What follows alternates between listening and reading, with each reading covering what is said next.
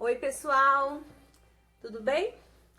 Olha, hoje eu estou aqui para fazer uma revisão para a nossa recuperação da nossa primeira nota. Como já faz bastante tempo, né, que nós tivemos uma revisão sobre esse assunto, então eu decidi fazer esse vídeo para auxiliar nos estudos de vocês. Então observe que eu vou tratar de cada assunto e também vou colocar as páginas do livro onde eles estão para vocês estudarem e tirarem uma boa nota, certo? Então vamos começar?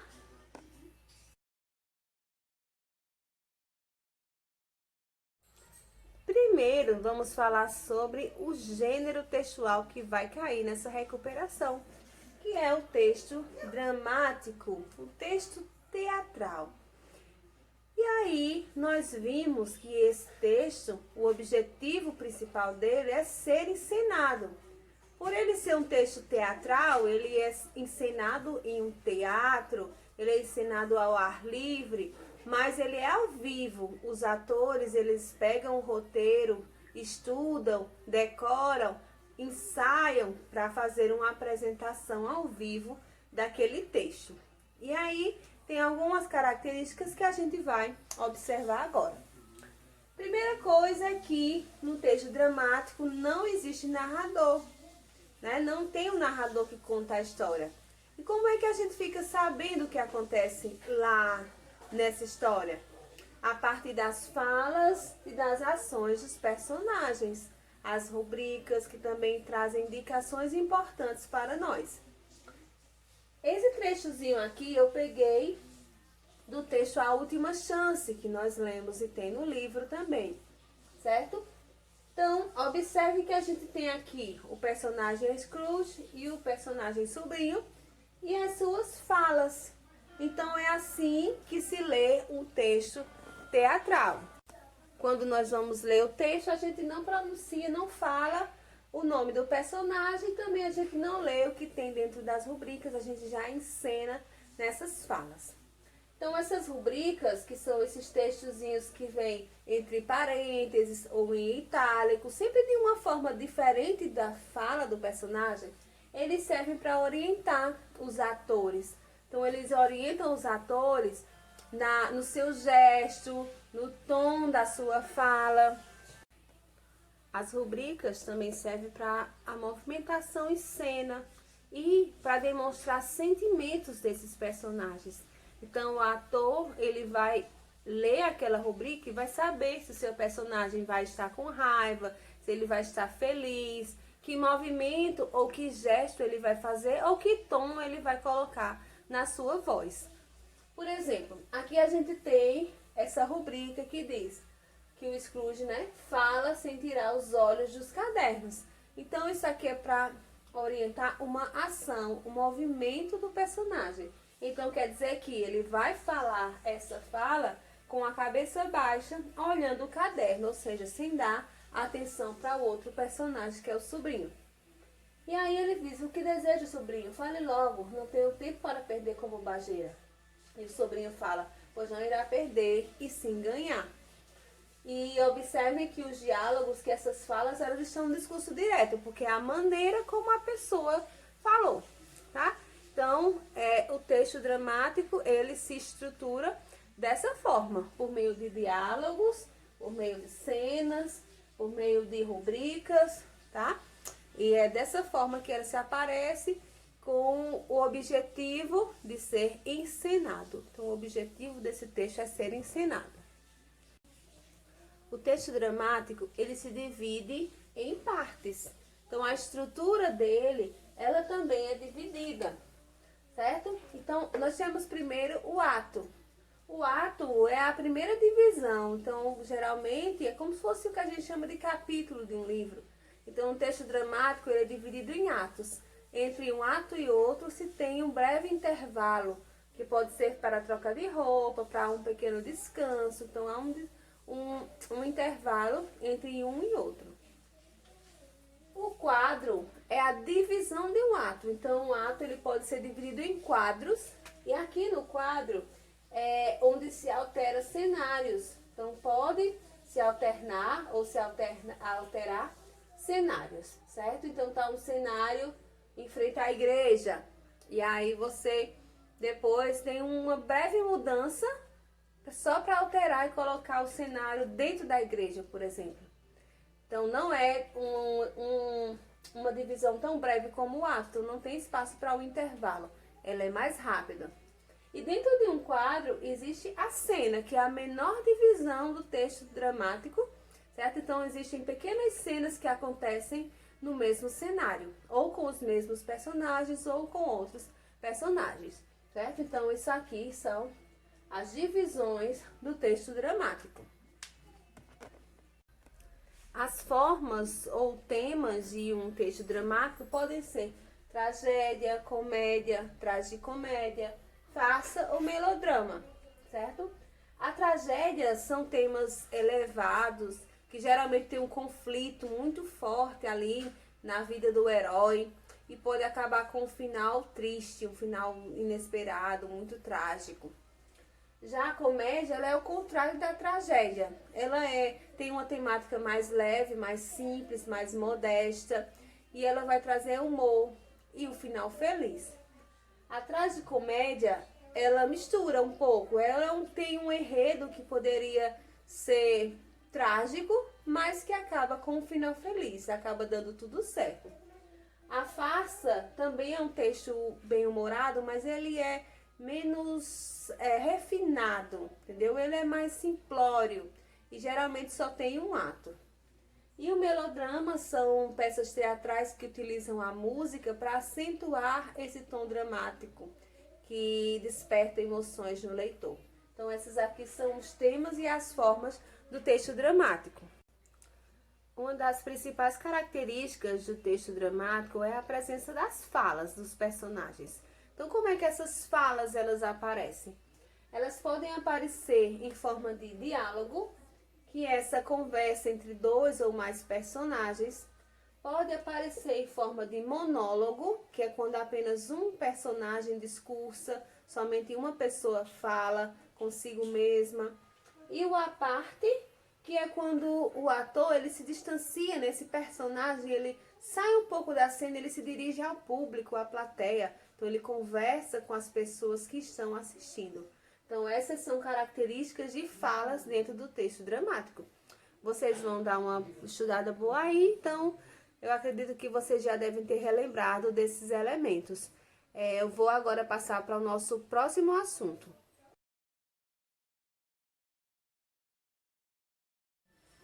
Temos uma primeira revisão de gramática, que tem alguns assuntinhos que nós estudamos no ano passado. Então, o primeiro assunto é sujeito e predicado. O que é isso? Vamos relembrar. Isso aqui vai existir nas orações, né? Nas frases que contêm verbo. Primeira coisa que a gente vai identificar para saber quem é o sujeito e predicado, a gente observa o verbo, né? O verbo odeio. Então a gente pergunta, quem odeia o Natal? Então aqui na frase é eu. Então eu vai ser o sujeito e o que sobrar, né, essa parte que contém o verbo, vai ser o predicado. Essa é a forma mais simples de você encontrar o sujeito e o predicado. Vendo logo o verbo, perguntando quem faz isso. E aí você encontra. Então, o sujeito, gente, é aquele ser que pratica a ação, ou é aquele ser de quem a gente fala. E ele concorda com o verbo, que está no predicado. O predicado é o que se fala do sujeito. Geralmente traz uma ação praticada por esse sujeito, ou então alguma informação sobre ele. No predicado sempre está presente o verbo, tá? Então, relembrando o que é sujeito e predicado. Outro assunto que nós também revisamos do ano passado são os tipos de sujeito, né? Como a gente já viu que o sujeito é aquele ser que pratica ação ou de quem se fala, mas tem 4 tipos de sujeito que aparecem nas orações.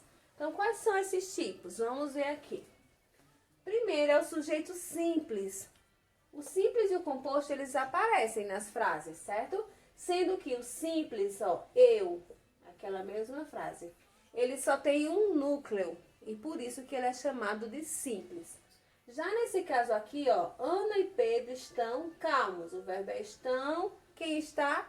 Ana e Pedro. Então, eu tenho dois núcleos que são Ana e Pedro, certo? Então, eu estou falando de dois seres ali. No sujeito desinencial, esse sujeito não aparece. Só que é possível identificá-lo por causa da desinência do verbo. Por exemplo, aqui, ó, quero chocolate. O verbo é quero. Quem quer? Eu. Essa palavra, né, esse sujeito não aparece aqui, mas é possível identificá-lo por causa do verbo, porque a gente sabe que a palavra que concorda com o quero é eu, o pronome pessoal eu. Já o indeterminado, ele também não aparece, só que não há como a gente saber exatamente quem executou aquela ação. Por exemplo, aqui, ó, falaram de você ontem. Quem falou? Eles quem? Fica algo indeterminado, fica algo no ar, certo? Então, ele não aparece, ele é indeterminado. O sujeito indeterminado, nessa forma, os verbos sempre vão estar na terceira pessoa do plural ou na terceira pessoa do singular, mais a partícula se. Falou-se de você ontem. Então, esse sujeito não aparece e o verbo pode aparecer numa dessas duas formas.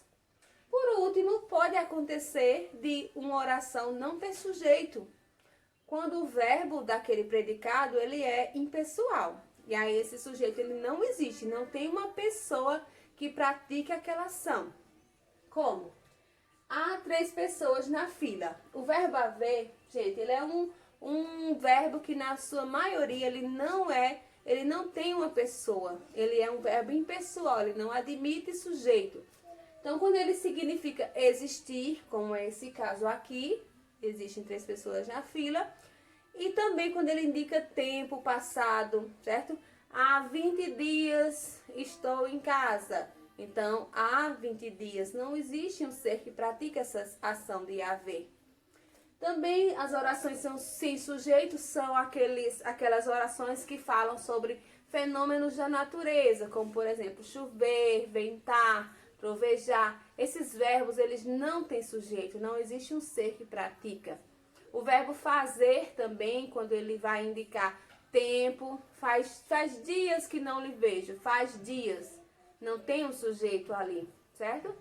Então, a gente observa que em algumas situações pode não haver sujeito. E quando há, em algumas situações ele aparece e em outras não. Quando ele aparece, ele pode ser simples ou composto. Quando ele não aparece, ele pode ser desinicial, quando a gente consegue identificar quem ele é. Ou indeterminado, quando a gente não consegue determinar quem ele é. E esse verbo do predicado vai estar na terceira pessoa do plural ou na terceira do singular com a partícula se, certo? Esses tipos de sujeito que também vão cair nessa recuperação. Outro assunto é o adjunto adnominal. O que é o adjunto adnominal? Vamos lembrar. São algumas palavrinhas ou algumas expressões que se referem ao nome, ao substantivo. Então, eles vão trazer algumas características para esse substantivo, tá? Eles estão sempre coladinhos a esse substantivo, como a gente observa aqui. Se a gente ver essa frase aqui, ó, as pessoas largam os afazeres do dia a dia, observemos que eu tenho o substantivo pessoas e o substantivo afazeres, certo? Então, que palavras estão ligadas a esses substantivos, atribuindo a eles características, determinando, definindo ou indefinindo esses seres, esses substantivos. Então, ó, as, que é um artigo, se refere a pessoas. Então, estou definindo que pessoas são.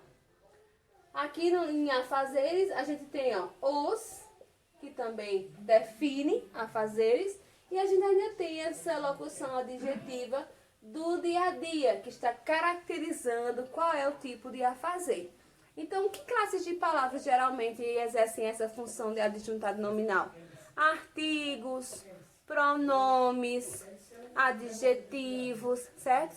Numerais, são aquelas palavras que estão em torno do substantivo, trazendo para eles informações como definição, no caso do artigo, características, como no caso do adjetivo, quantidades, como no caso do numeral, certo? Sempre ali em torno do substantivo, próximos a ele e trazendo algumas informações para esse substantivo, tá? Então, esse é o adjunto adnominal. Também temos a noção de verbo de ligação e predicativo do sujeito. Então, vamos relembrar esse assunto, que é do ano passado, mas a gente sempre está retomando em alguns momentos. Então, primeiro, o verbo de ligação é aquele verbo que não é um verbo significativo, ele não vai ser um verbo de ação, não vai ser um verbo de fenômeno da natureza, ele vai ser um verbo que tem a função de ligar o sujeito ao seu predicativo do sujeito, ou seja, a sua característica, certo? Então, vamos observar aqui na frase. O Natal é muito bom. O verbo aqui, ó, é, que vem do verbo ser. Quem é? O Natal. Então, aqui a gente tem o sujeito. O Natal é muito bom. Observem que esse muito bom aqui, ele vai trazer uma característica do Natal, certo? Então, essa característica do sujeito que está no predicado e é ligado ao sujeito por meio de um verbo de ligação é chamado de predicativo do sujeito. Ele recebe esse nome porque ele está no predicado, certo? Mas ele é do sujeito. É uma característica do sujeito. Outro caso aqui, ó. Você parece cansado. O verbo é parecer. Quem parece? Você. Então, o sujeito aqui é você. Esse verbo é um verbo de ligação que liga o sujeito à sua condição, ao seu estado, que é cansado. É sua característica. Então, cansado vai ser um predicativo do sujeito. Acredito que vocês relembraram esse assunto.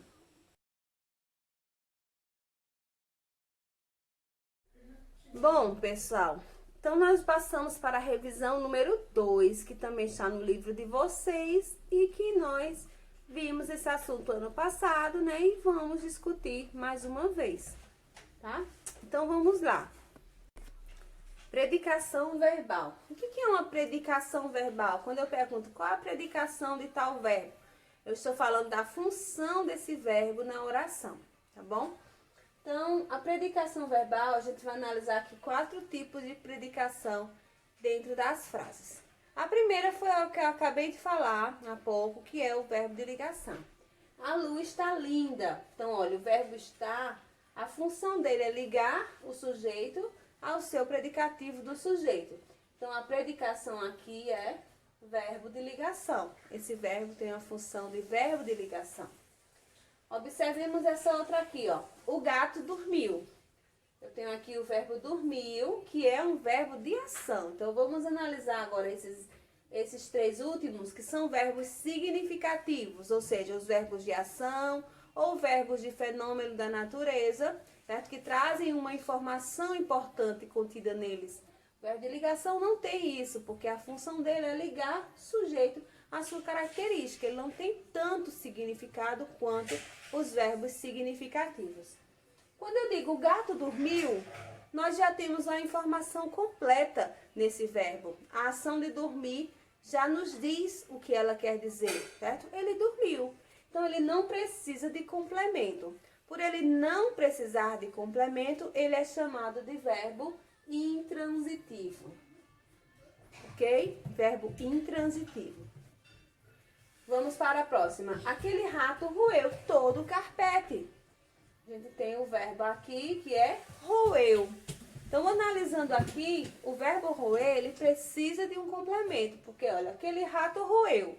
Roeu o quê? Fica faltando essa informação que é complementada aqui por todo o carpete. Então, se esse verbo ele precisa de complemento, ele é chamado de verbo transitivo. Ou seja, ele transita, o sentido dele transita para outro termo. E esse outro termo, para ser inserido aqui, a gente tem que analisar se ele precisa ou não de uma preposição. Então, a gente pergunta, quem rói, rói algo. Como não tem nenhuma preposição, ele é chamado de verbo transitivo direto. Se a gente analisar esse caso aqui de baixo, ó, os meninos gostam de açaí. O verbo gosta. Os meninos gostam de quê? Porque se a gente parar por ali, a gente vai ver que não vai dar certo. O verbo gostar, então, ele é um verbo transitivo. Ele precisa, sim, de um complemento. Mas, quem gosta, gosta de algo. Então, existe aqui uma preposição para ligar esse verbo ao complemento. Então, ele é transitivo indireto, tá? Tenho certeza que vocês estão lembrados disso.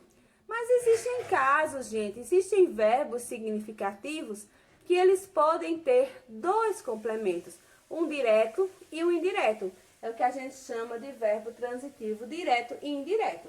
Vou dar um exemplo aqui, o verbo entregar.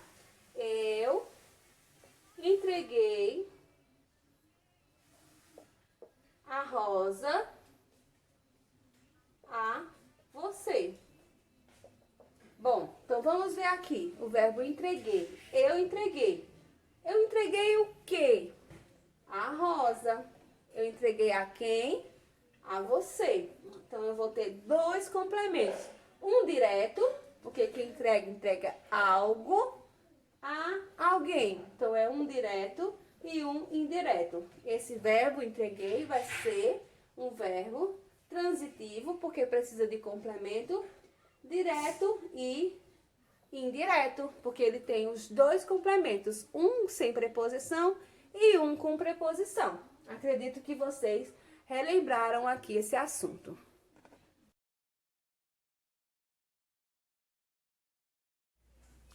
Outro assunto são os tipos de predicado e o adjuntado adverbial.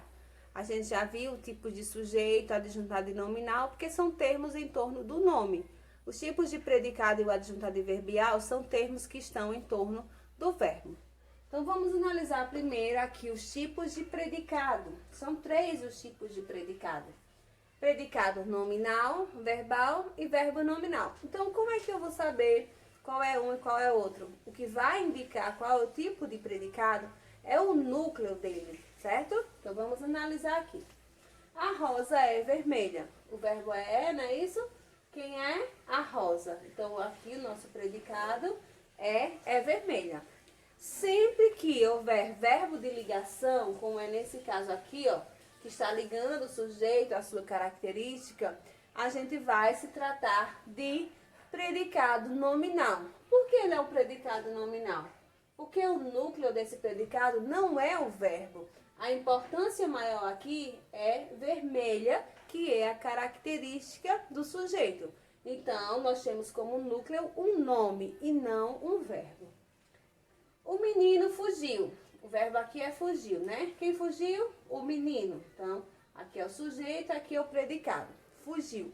Observem que aqui só tem uma palavra, mas mesmo que tivesse outras, nós íamos perceber que o fugiu ia ser a palavra, o foco, a mais importante, por ser um verbo de ação.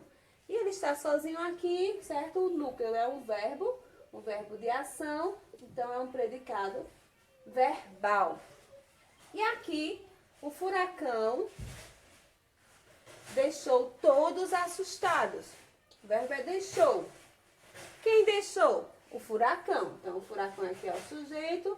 Deixou todos assustados é o predicado. Então, vamos analisar. Deixou é um verbo de ação. Então, esse predicado, ele é verbal. Mas será que ele também não é nominal? Verbo nominal? Só é a gente analisar aqui, ó. O furacão deixou todos. Como? Assustados. Aqui nós temos uma característica do objeto direto, certo? Do complemento do verbo. Então, é um foco também, porque o foco é dizer que ele deixou assustados. Então, isso aqui é um predicativo também, que é o núcleo, é um nome. Então, como é um nome, ele é um predicado verbo nominal.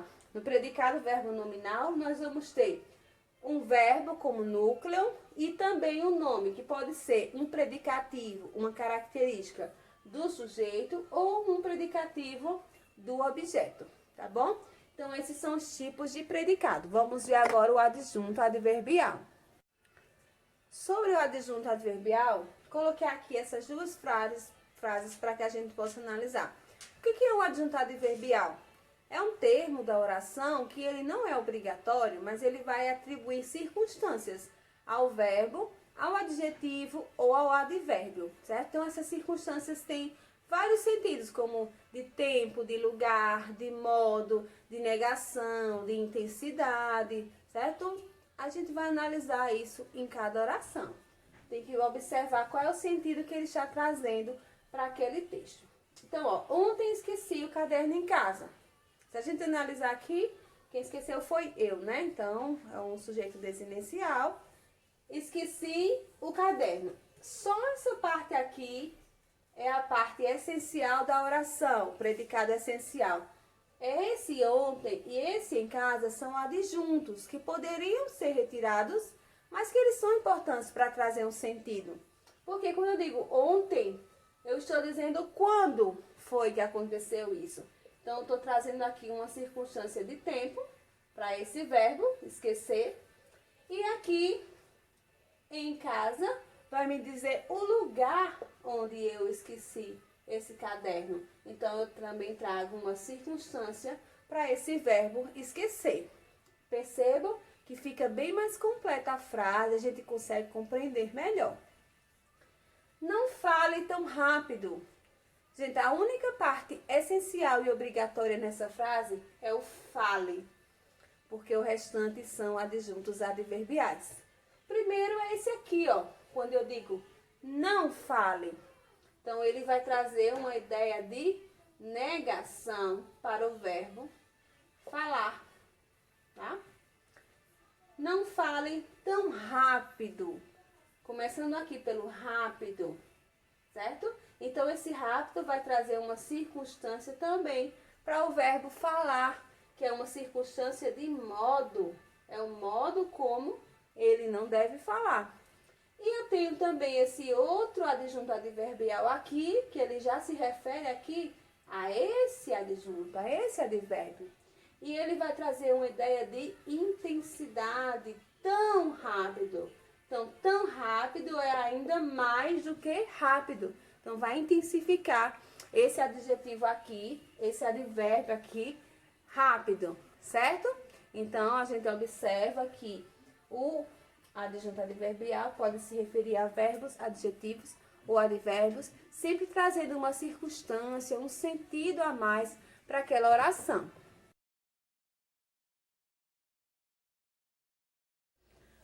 E o nosso último assuntozinho dessa revisão 2 é vozes verbais, né? Que é um assunto muito legal, né, gente? Eu não sei, eu sei que alguns tiveram um pouquinho de dificuldade, mas ele é muito simples, é só ter um pouquinho de atenção, certo? Que vai dar tudo certo. Vamos analisar aqui essas frases para a gente chegar às 3 vozes verbais do verbo, tá? Então, são verbos de ação, são verbos transitivos, diretos, ou seja, é um verbo que tem o seu sujeito, tem o verbo e tem o seu complemento, para poder formar uma voz verbal ativa ou passiva. Bom, vamos observar aqui. O garoto fotografou um golfinho. Olha, fotografou é o nosso verbo. Então, eu vou analisar. Ó, quem fotografou? O garoto. Então, isso aqui é o sujeito, certo? Analisemos. Se quem fez essa ação, quem praticou essa ação de fotografar é o sujeito, então nós temos uma voz ativa, certo? Então, ela é ativa porque o sujeito é o agente. Ele quem praticou a ação de fotografar, tá bom? Então, aqui nós temos o agente, o verbo na voz ativa e ele fotografou quem? O golfinho. Então, aqui nós temos o nosso paciente, porque ele sofre a ação, ok? Então, o nosso complemento, o nosso objeto direto vai ser o paciente. Observamos sempre que, se o sujeito pratica a ação, a voz é ativa. Vamos para a segunda. Um golfinho foi fotografado pelo garoto. Então, a gente tem uma locução verbal aqui. Foi fotografado. Quem foi fotografado? Um golfinho. Então, aqui é o sujeito, tá? Agora, analisemos. O verbo principal aqui é o verbo fotografar. A pessoa, o ser que fotografou, foi o sujeito? Foi o golfinho que fotografou? Não, ele foi fotografado. Então, quando o sujeito não é o agente, nós temos uma voz passiva. Por que ela é passiva? Porque o sujeito é paciente. Ele é quem sofre a ação. Nosso sujeito é o paciente. E cadê o agente? O agente está aqui, ó. Garoto foi fotografado pelo garoto. Então, esse termozinho aqui é o agente. Como ele é da passiva, ele é chamado de agente da passiva. Por quê? Ele é o agente, ou seja, ele pratica a ação, mas ele não é o sujeito, certo? Então, isso aqui é a voz passiva. E por último, nós temos a voz reflexiva. Olha, o garoto fotografou-se. O verbo, novamente, o verbo fotografar. Quem fotografou-se? O garoto. Então, aqui a gente tem o sujeito. Então, vamos analisar aqui. Fotografou-se. Então, ele fotografou quem? Ele fotografou si, que é, no caso, a si mesmo, tá bom? Então, essa ação aqui, ela é praticada pelo sujeito e, ao mesmo tempo, ela é sofrida pelo sujeito, certo? O sujeito pratica e sofre essa ação de ser fotografado ao mesmo tempo. Então, por isso que essa é chamada de voz reflexiva, certo? Então, é muito simples para a gente fazer a transformação da voz ativa para a voz passiva. Nós mudamos de posição, tá? O sujeito a gente manda para cá, o paciente, que é o objeto direto, a gente transforma ele no sujeito. O verbo que estava aqui na voz ativa, fotografou, ele vai para a voz passiva, ele se transforma numa locução verbal. Foi fotografado, tá? E o nosso sujeito ali, ele se transformou no agente da passiva. Foi fotografado pelo garoto, tá bom? Então, essa aqui são as formas das vozes verbais. Vamos ver na prática como é que isso acontece? Como é que eu posso transformar? Então, aqui eu tenho a voz ativa, vamos passar para a voz passiva. Lembrando que a voz passiva, ela tem duas formas. A voz passiva analítica e a voz passiva sintética. Vamos começar aqui a transformar.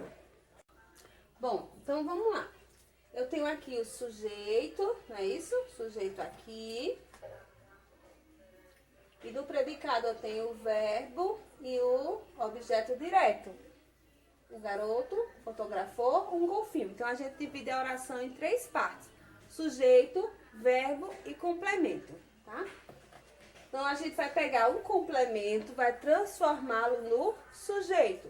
Então, aqui vai ficar um golfinho. O verbo, ele é transformado numa locução verbal com o verbo ir. Então, se ele fotografou, o outro foi fotografado. Porque está no passado, foi fotografado. Aqui, a gente utiliza a preposição por alguém. Por mais ó é pelo, não é isso? Então, vai ficar pelo garoto.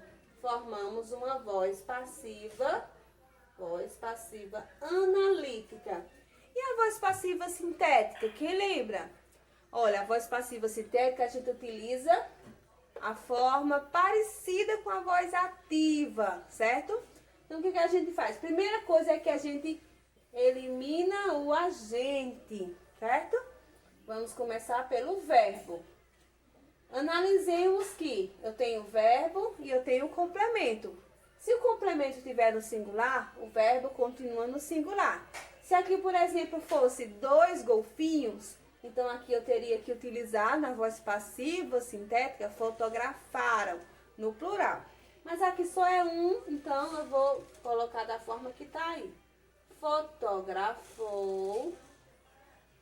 Acrescenta a partícula se, certo? Que é a partícula apassivadora. Fotografou-se um golfinho. Então, aqui nós temos a voz passiva sintética, ou seja, ela é mais resumida, tá bom? Então, essas aí são as vozes verbais. Estudem bem direitinho, já passei todo o assunto que vai cair nessa recuperação. E façam um ótimo trabalho, uma ótima prova, porque eu sei que vocês são muito capazes, mas é lógico que precisa se dedicar. Todos esses assuntos aqui são assuntos do 7º ano, são assuntos do ano passado. Então, se vocês passaram para o 8º ano, espera-se que vocês tenham compreendido todos esses assuntos. Até porque esses assuntos, eles servem de base para os assuntos do 8º ano e do 9º ano, tá bom? Então, revisem com calma, estudem bastante e a gente se vê na nossa aula. Tchau!